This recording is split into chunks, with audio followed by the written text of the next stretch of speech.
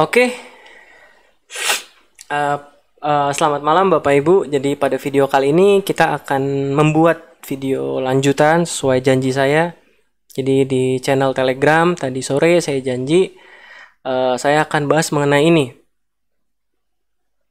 Alasan logis asing beli 900.000 lot PTBA. Jadi alasan logisnya apa? Alasan logisnya apa asing beli 900.000. Nah, sebelumnya pada siang harinya waktu masa ex-date si PTBA atau tanggal 19 ini, sekitar jam 1 siang itu kita rilis video mengenai ini PTBA ARB asing belanja besar, gimana strategi terbaik ikut beli atau jangan. Nah, inti dari video itu sih kita bilang bahwa jangan beli sekarang, jangan beli hari ini, tunggu aja, sabar. Tunggu aja, sabar, ketika penurunan PTBA sudah senilai dengan yield dividennya, baru mungkin kita bisa mulai nyicil pakai money manajemennya, seperti itu. Nah, sebelum kita masuk ke pembahasan mengenai PTBA, ini saya ingin bilang dulu. Jadi ada request juga, Pak, tolong bahas ITMG juga karena broker KZ juga yang jualan. Nah, buat ITMG, sebenarnya kasus ITMG ini lebih relate ke contoh beberapa kejatuhan saham di masa pre-closing kemarin. Ini kan jatuh di closing dibanting. Nah, itu kayaknya lebih relate untuk buka video saya yang mengenai ini, yang video kita kemarin. Jangan panik rebalancing di balik kejatuhan ISG. Intinya apa, Pak Frans? Intinya sih bagi yang mungkin malas nonton videonya, intinya ya kalau closingnya dibanting, umumnya pas pembukaan langsung loncat kok. Contoh Cepin. Nah, Cepin kemarin dibanting. Begitu buka langsung loncat. Jadi seperti itu. Kurang lebih buat ITMG. Nah, sekarang kita masuk ke PTBA. Nah, PTBA ini rumor yang beredar di pasaran. Jadi kan kita tahu sendiri lah, PTBA ada broker KZ atau broker asing itu belanja sebanyak 914.230 lot. Banyak spekulasi. Ada orang yang bilang bahwa broker KZ ini salah pencet. Mungkin nggak sih? Nanti kita lihat di pembuktiannya, di datanya. Terus ada asumsi kedua. Asumsi keduanya adalah ini ada orang yang mau jualan cepat di masa ex dividen. Jadi broker KZ ditugaskan untuk makan kanan, ada yang bilang seperti itu. Nanti kita lihat juga datanya. Apakah benar ada dalam tanda kutip seller dengan jumlah yang cukup signifikan yang dimakan barangnya sama si KZ. Kita lihat juga datanya. Selanjutnya ada opini saya pribadi yang terakhir. Nah, nanti kita terakhir aja bahas opini saya ini. Sekarang kita pembuktian dulu. Jadi seperti biasa saya buat riset kecil-kecilan. Jadi ini broker KZ pagi hari dia hajar kanan 914.000 sekian lot, dan ini adalah broker-broker yang masang order sell, artinya yang orderannya dimakan nih sama broker KZ. Ada YU 17,07%, ada PD 12,6% atau setara 115.000 lot, YU setara 156.000 lot, dan seterusnya sampai bawah. Nah, dari data satu ini nih, ini argumen yang nomor 2 itu sudah terpatahkan. Argumen nomor 2 itu bilang tadi, kalau broker KZ disuruh buat beli karena ada yang mau keluar. Nah, ini nggak masuk akal. Kenapa nggak masuk akal? Kalau nyuruh, anggaplah YU yang mau keluar 150.000 lot. Kalau YU mau keluar 150.000 lot, ngapain hajar kanannya 900.000 lot? Itu kan udah nggak masuk akal. Jadi kemungkinan kedua itu sangat tidak mungkin dan nggak cuma mengada-ngada doang lah kalau boleh saya bilang. Nah, sekarang gimana kemungkinan untuk salah pencet?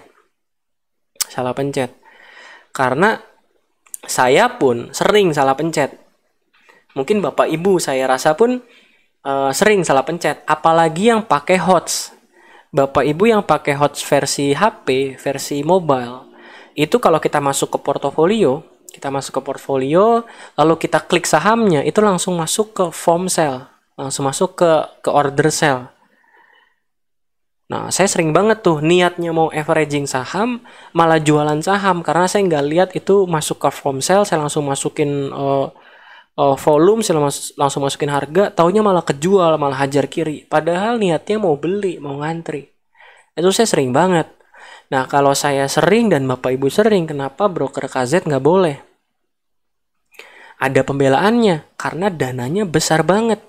Jadi, ya saya pun cukup setuju. Saya rasa dengan dana sebesar itu dan saya yakin pasti akan ada pembeda antara form jual dengan form belinya atau tampilan jual dan tampilan belinya. Jadi seharusnya dengan uang sebesar itu, apalagi sekali hajar kanan, seharusnya kecil kemungkinan kalau itu salah pencet. Apalagi salah pencet kok bisa ganjil. Bisa ada pembelian terakhir 14.230 lot. Salah pencet kok bisa ganjil. Nah, itu yang aneh kan? Itu yang aneh. Jadi kecil lah kemungkinannya. Dan kalau kita lihat setelah broker KZ hajar kanan, ini saya coba analisa lagi, saya coba riset lagi. Ketika broker KZ hajar kanan itu, setelah broker KZ hajar kanan, kira-kira broker apa lagi ikutan hajar kanan? Nah, kalau kita lihat di sini, bentar kita coba tarik ke bawah. Nah, setelah broker KZ hajar kanan, itu setelah broker KZ hajar kanan, itu yang hajar kanan setelahnya adalah investor retail semua. Investor retail semua. Kenapa investor retail pada hajar kanan? Ya spekulasi. Ngelihat ada asing masuk segitu besar, bangkit harapannya, melihat wah ini kayaknya bakal dikerek nih, ARB-nya kebuka. Taunya enggak, tetap digembok, tetap ARB. Tapi ya kita lihat by data ya memang broker retailnya mayoritas yang hajar kanan. Yang makan kanan. Nah, terus ya tadi kalau menurut saya salah pencet kemungkinannya kecil, tapi di bursa pernah nggak sih salah pencet? Pernah. Ada salah satu emiten grup, cuma saya nggak bisa kasih tahu nama sahamnya karena yang bersangkutan pernah pesan bahwa ini jangan pernah dikasih tahu ke siapapun, saham ini pernah salah pencet. Cuma ada satu saham yang pagi-pagi dia salah pencet, langsung auto reject bawah, terus langsung ditebus, akhirnya harga sahamnya naik, closing balik ke harga closing hari sebelumnya. Jadi candlenya ke bawah, putih panjang ke atas, itu ada sahamnya. Cuma saya nggak boleh kasih tahu karena etik lah, kode etik. Jadi salah pencet mungkin terjadi. Cuma saya punya asumsi yang lebih masuk akal. Asumsinya adalah ya niat akumulasi aja. Kenapa niat akumulasi aja? Karena di kondisi market normal akan susah dapat barang sebanyak 900.000 lot dari investor retail dalam jangka waktu yang sebentar. Apalagi ini 1 detik ya. Jadi itu hal yang paling masuk akal. Dan kita lihat ke belakang bahwa broker-broker asing itu memang udah banyak jualan di saham PTBA. Nah, mungkin barangnya udah mau habis, bukan udah mau habis, tapi mungkin barang tradingnya memang udah masuk batasnya, dia harus nambah supply lagi supaya bisa gerakin harga lagi.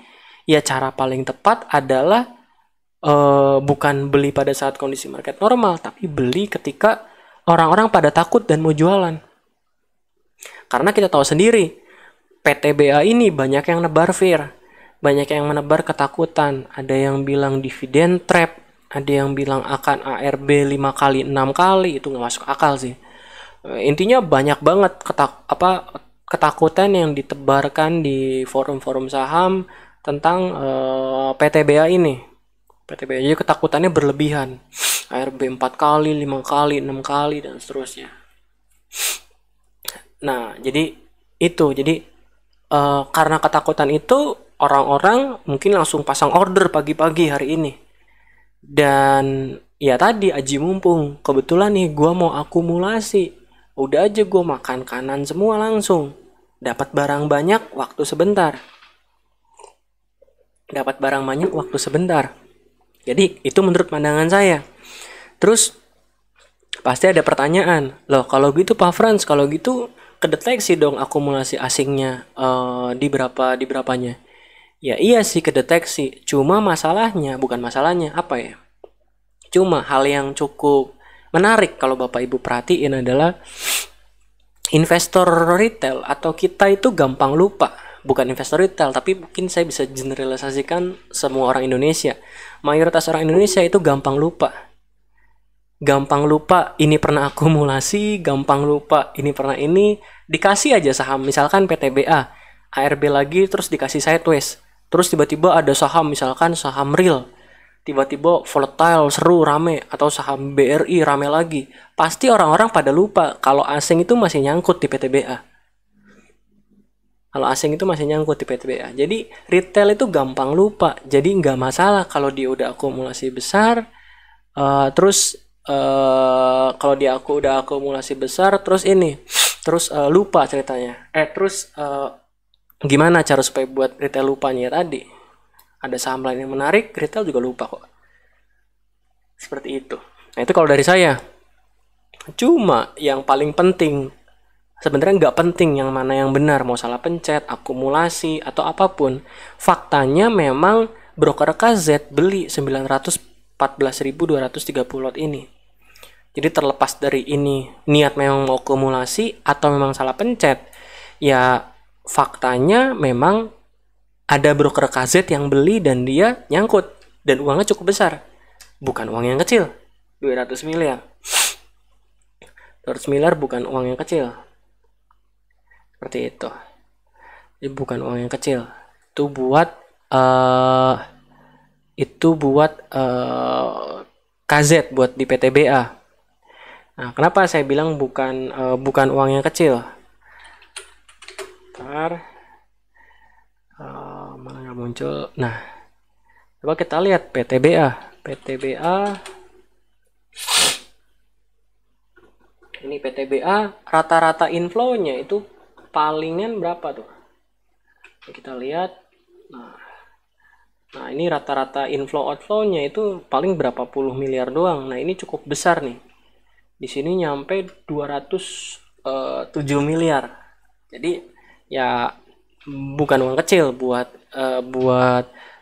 ukuran uang, itu bukan uang kecil. Jadi lalu gimana ya strateginya? Masih sama dengan video kemarin siang.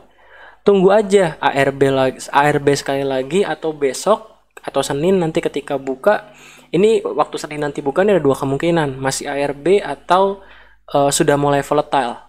Dan kalau misalkan dapat ARB, menurut saya beli aja.